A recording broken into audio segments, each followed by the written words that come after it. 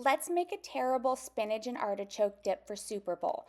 I'm 42 years old and I'm learning to cook. This project went downhill quickly, like Tom Brady after Gisele left him. Super Bowl is my favorite American holiday, mostly because of the dips. This year, along with millions of American women who also don't understand special teams, I'm rooting for the Chiefs. The whole deal with this recipe is the dip goes in a bread loaf that looks like a football.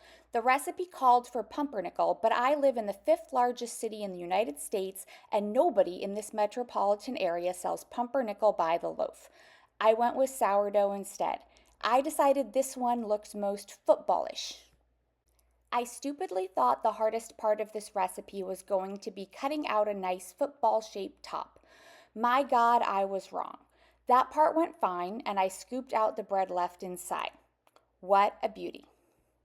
I took the runner-up loaf and chopped it into bite-sized chunks for scooping the dip. I don't think this is the right knife to use, and I think there is a thing called a bread knife, but I don't think I own one. I tossed the bread pieces in olive oil and salt and put them on a baking tray. Then I mix cream cheese, sour cream, mayonnaise, and spinach. I follow the amounts in the recipe exactly. Then it's time to add grated Parmesan. The recipe calls for it to be freshly grated, and if Taylor Swift can write back-to-back albums about a wet rat from London who got to date her for 3 weeks, then I can do unnecessary things too. I'm going to grate the cheese myself.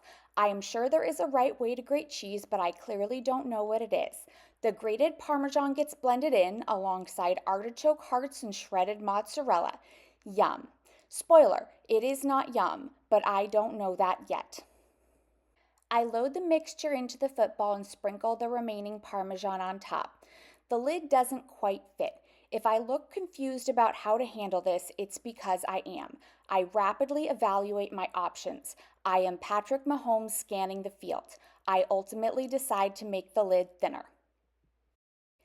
The bread pieces in the football go into the oven, which was preheated to 350. After 10 minutes, I pull out the bread pieces. They look gorgeous. This is going great.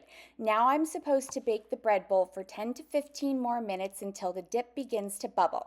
The dip is not bubbling at 10 minutes, nor is it bubbling at 15. This is the first clue that I've done something wrong. I decide to move on and I take the bread lid off as instructed. Now the recipe tells me to put the oven on broil, which is the second scariest word in cooking right after roux. Broil never ends well. The recipe warns me to make sure the bread doesn't burn. Obviously, the bread burns. I decide that's fine because it's more football colored now. I realize the only serving platter I own that could possibly work here is this holiday-themed dish that probably came in a Fit Fab Fun box. We're going to go ahead and call those Chiefs berries. The recipe wants me to pipe sour cream on the bread lid so it looks like football laces.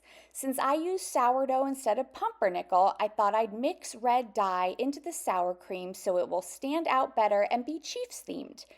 It didn't quite ever get red, it turned out pink, but I've definitely seen Travis Kelce rock a shirt in this color, so now it's Travy themed.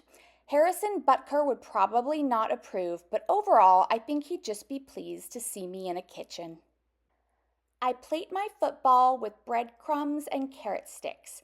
This is not good at all. If the photo they used in the recipe is Travis Kelce, then what I have here is Matty Healy.